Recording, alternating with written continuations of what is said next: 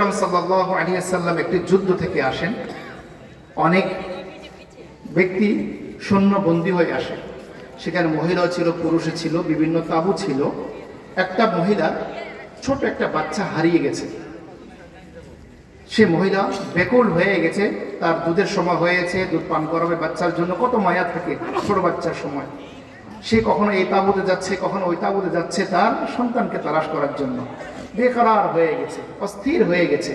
সাহাবাই কারাম এটা দেখে ভাবছে তার সন্তানকে তার সাথে সাক্ষাৎ করিয়ে দিবে।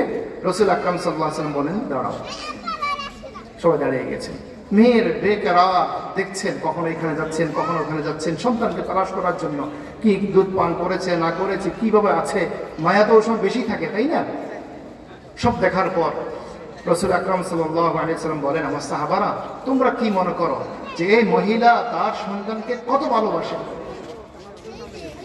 ইয়া রাসূলুল্লাহ, অনেক বেশি ভালোবাসে। তখন রাসূল আকরাম সাল্লাল্লাহু আলাইহি ওয়াসাল্লাম বলেন, এই মহিলা কি কখনো চাইবে যে তার সন্তানটা তার সামনে আগুনে পড়ে যাক? কয় না, কখনো চাইবে না। রাসূল আকরাম সাল্লাল্লাহু আলাইহি ওয়াসাল্লাম বলেন, লাল্লাহু আরহামু বিইবাদিহি মিন হাযিহিল মারআতি বিওয়ালাদিহা।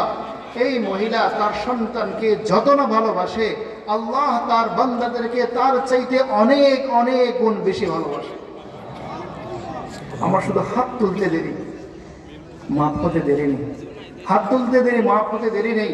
আপনাদেরকে আমি কিফিলের ঘটনা শুনিয়েছিলাম, আপনাদেরকে আমি বনি ইসরায়েলের ঘটনা শুনিয়েছিলাম।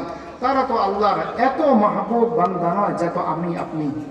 আমরা তো আমাদের রাসূল আকরাম সাল্লাল্লাহু আলাইহি ওয়াসাল্লাম আল্লাহর সবচাইতে মাহবুব নবীর মাহবুব উম্মত। রাসূল আকরাম সাল্লাল্লাহু আলাইহি ওয়াসাল্লাম সারা জিন্দেগি আমাদের জন্য কান্না করে করে গেছেন।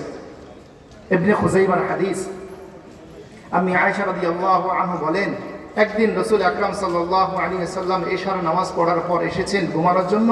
কিছুক্ষণ পর চটপট চটপট করতেছেন।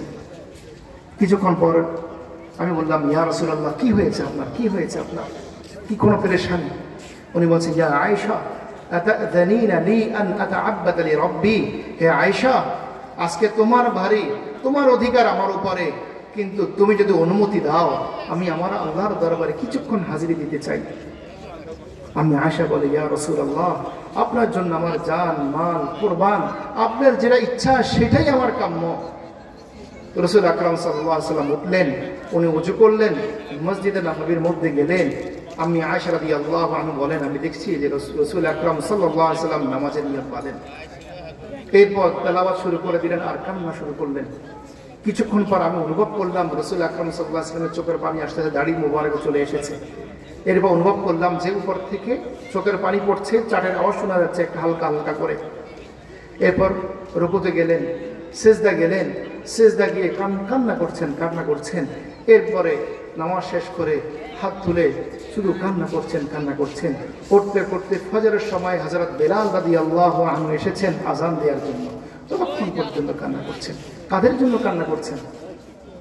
সাহাবায়ে কেরামের জন্য, না নিজের সন্তানের জন্য, না নিজের পরিবার বর্গের জন্য? তাদের জন্য তো প্রয়োজন নাই। আল্লাহ তাআলা ঘোষণা দিয়েছেন, রাদিয়াল্লাহু আনহু ওয়া রাদু আন। আল্লাহ তাদের প্রতি সন্তুষ্ট, তারাও আল্লাহর প্রতি সন্তুষ্ট। এদের জন্য তো চিন্তা নাই। তাদের জন্য কান্না করছেন। আমি আপনি যারা পরবর্তীতে আসবো, যারা গুনাহগার বান্দা, এদের জন্যই কান্না করছেন।